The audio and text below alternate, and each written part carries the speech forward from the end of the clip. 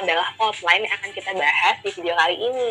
Jadi, kita akan bahas terkait dengan kontrol kualitas mikrobiologi, mulai dari definisi, kemudian metode uji batas mikroba termasuk dengan perhitungannya, dan seperti biasa setelah kita mengetahui teorinya, kita akan lanjut untuk membahas aplikasi soal supaya teman-teman lebih paham.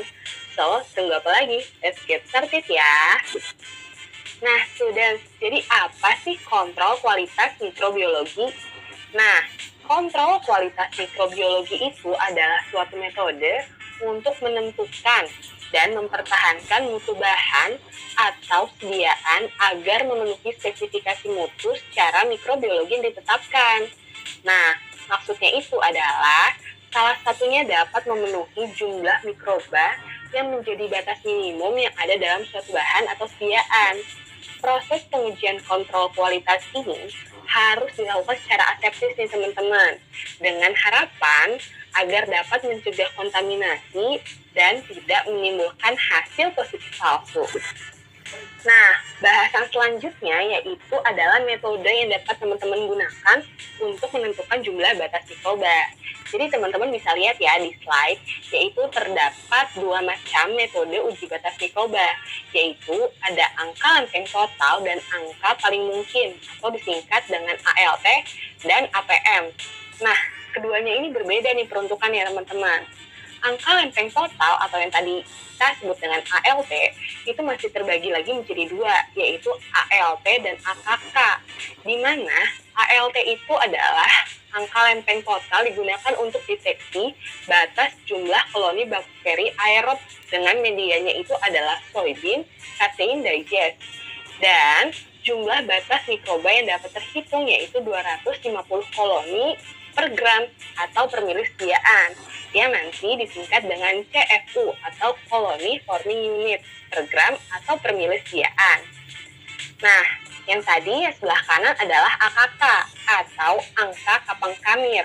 Dia ini digunakan untuk deteksi batas jumlah koloni jamur. Nah, medianya ini adalah saburot, dextrose, agar. Dan jumlah batas mikroba yang terhitung yaitu kurang dari 50 koloni per gram atau per mili sediaan, lebih sedikit ya. Nah, jadi teman-teman, intinya metode ini menghitung mikroba yang ditumbuhkan di atas cawan Petri ya. Nah, kedua metode ini dapat dilakukan dengan metode tuang dan sebar. Maksudnya dalam cara pengaplikasian sediaan ujinya ya. Nah, gimana teman-teman? Udah mulai paham belum? Nah, kita bahas lebih lanjut ya. Nah, ini selanjutnya teman-teman adalah metode yang kedua, yaitu angka paling mungkin atau APM, atau bisa disebut juga dengan MPN atau Most Probable Number. Nah, metode ini digunakan untuk produk deteksi perhitungan koliform atau sediaan dengan tingkat kontaminasi yang rendah. Sebagai pilihan terakhir pengganti penetapan ALT dengan jumlah inokulum terhitung berada dalam rentang kepercayaan 95%. Intinya nih, gampangnya, metode ini adalah untuk melihat fenomena kekeruhan pada larutan uji. Oke, sekarang kita masuk ke cara perhitungan untuk angka lempeng total atau ALT ya, yaitu rata-rata jumlah koloni yang dapat dihitung berada pada range 250 CFU per gram atau per mili sediaan untuk setiap replikasi atau konsentrasi pengencerannya. Dengan kurang lebih caranya teman-teman bisa lihat di slide ya, yaitu jumlah koloni yang memenuhi syarat dibagi dengan jumlah cawan setiap pengenceran.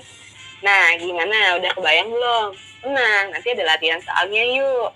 Lanjut. Nah, metode yang kedua nih teman-teman, ada angka paling mungkin atau APM.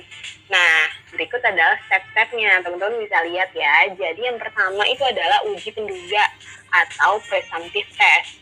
Jadi uji ini adalah uji pendahuluan tentang ada atau tidaknya nih kehadiran bakteri koliform. Nah, pada tahap ini, sampel itu akan ditanam pada 3 seri tabung yang berisi medium lactose free 10 ml, teman-teman.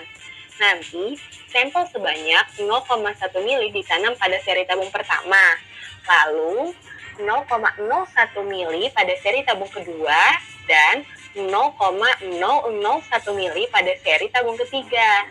Nah, nanti ketika tabung tersebut diinkubasi nih pada suhu 37 derajat Celcius selama 2 kali 24 jam. Nah, nanti tabung-tabung yang medianya berubah warnanya dan menghasilkan gas dilanjutkan dengan uji penegasan. Nah, yang kedua ini ada uji penguat atau confirm test. Nah, pada tahap ini, tabung-tabung yang positif pada uji penduga diambil sedikit dengan mencelupkan ose ke dalam tabung. Kemudian diinokulasikan ke dalam tabung Brilliant Green Lactose Bile Broth atau BGLB 2%. Nah, setelah itu diinkubasi pada suhu 37 derajat Celcius selama 2 kali 24 jam. Tabung-tabung yang menghasilkan gas dicatat dan dicocokkan dengan tabel MTM untuk menentukan jumlah bakteri coliform yang terkandung di dalam sampel. Nah, yang ketiga nih teman-teman, ada uji pelengkap atau completed test. Nah, pengujian selanjutnya ini untuk menentukan bakteri Escherichia coli. Nah, pada tahap ini, tabung Brilliant Green Lactose Bile Broth 2% yang positif diinokulasikan ke dalam medium kaldu laktosa dan medium agar miring nutrien agar atau NA. Nah, dengan jarum inokulasi secara aseptis juga ya teman-teman. Nanti, jika timbul gas pada kaldu laktosa, maka tes penentu dinyatakan positif. Gitu teman-teman. Jadi, dengan kata lain, uji batas mikroba dengan metode ini disebut sebagai uji batas mikroba dengan pengenceran bertingkat. Dengan hasilnya itu didasarkan atas jumlah hasil positif dari tabung dengan melihat tabel APM atau MPM. Nah, teman-teman mungkin bertanya ya, yang mana sih tabel APM itu? Jadi ini nih tabelnya, berdasarkan jumlah tabung yang hasilnya positif gas pada uji penegasan dan uji pelengkap. Kita bisa mencocokkan ke dalam tabel untuk mengetahui jumlah koloni pada kolom APM. Nah, misalnya nih teman-teman, untuk yang tabung 0,1 mili tidak ada nilai positif atau 0. Tabung 0,01 tidak ada hasil positif juga atau 0. Dan tabung 0,001 mili tidak ada hasil positif. Jadi teman-teman bisa lihat di tabel, maka nilai APM-nya itu adalah kurang dari 3. Nah, sekarang kalau misalnya di tabung 0,1 mili tidak ada hasil positif, lalu tabung 0,01 mili tidak ada hasil positif, tapi di tabung 0,001 mili ada hasil positif, berarti nilai APM-nya, yap, benar, 3. Jadi begitu, dan begitu juga untuk seterusnya ya teman-teman. Gampang kan? Nah, outputnya apa sih dari metode APM ini? Nah, jadi kita akan tahu nih nilai APM dari bahan atau dari sediaan. Nah, nilai APM sendiri itu adalah perkiraan jumlah unit tumbuh atau growth unit atau unit pembentuk koloni atau colony forming unit dalam sampel. Nah, umumnya nilai APM ini juga dapat diartikan sebagai perkiraan jumlah individu bakteri, teman-teman. Jadi, makin kecil nilai APM, maka kualitas sediaan farmasinya juga makin bagus. Jadi gimana? Udah paham kan? Lanjut lagi ya. Nah, kita langsung masuk ke latihan soal yang pertama ya teman-teman. Jadi yaitu ada seorang apoteker di bagian QC PT Obat Inovasi sedang melakukan kontrol kualitas mikrobiologi terhadap sampel jamu sari jahe. Nah, hasil uji lempeng totalnya sebagai berikut dengan terdapat 3 replikasi di setiap pengencerannya. Jumlah koloninya teman-teman bisa lihat di slide ya. Nah, berdasarkan data tersebut, hitunglah nilai ALP-nya. Ayo, siapa yang bisa? Yuk, kita bahas bareng-bareng. Nah, kalau kita menemukan soal yang seperti ini, maka langkah yang dapat teman-teman lakukan. Yang pertama, yaitu cek koloni yang memenuhi syarat, yaitu 1 tingkat pengenceran dengan jumlah koloni tertinggi, kurang dari 250 koloni per gram. Nah, itu yang memenuhi syarat, kita blok putih ya di slide. Lalu yang kedua, hitung nilai ALT dengan rumus.